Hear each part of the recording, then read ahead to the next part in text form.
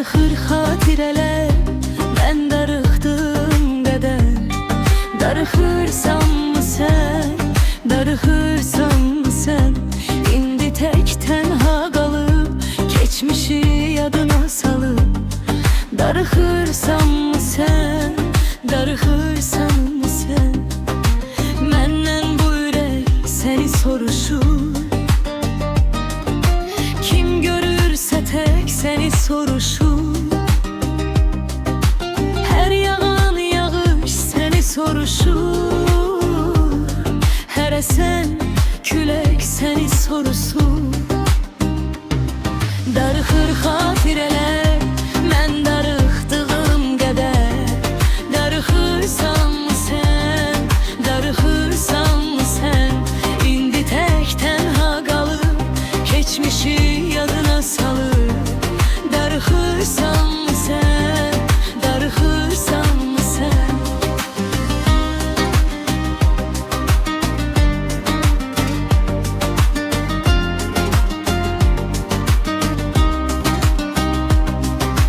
Kaş bir də səni görə bilsəm, əvvəlki kimi sevə bilsəm.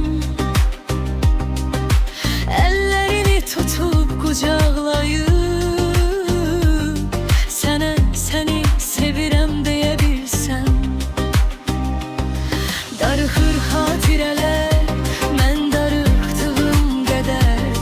Darıxırsanmı sən, darıxırsanmı sən?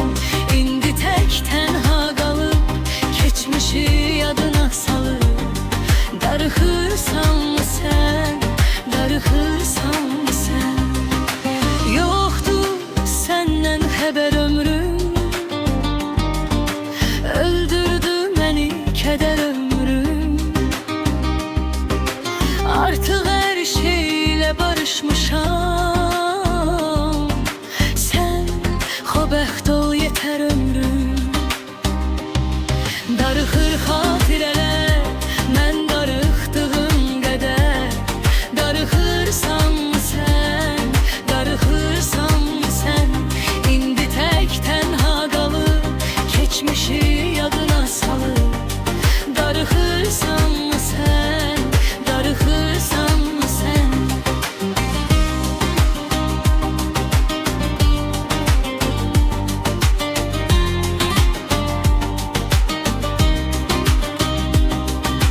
Getmiş hayatımdadır sənlə.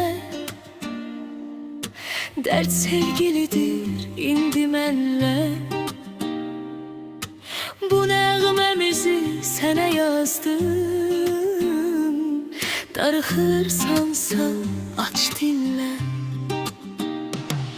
Darıxır xatirələr, mən darıxdığım qədər. Darıxırsanmı sən, darıxırsanmı sən? İndi tək tənha qalıb, keçmişi yadına salıb.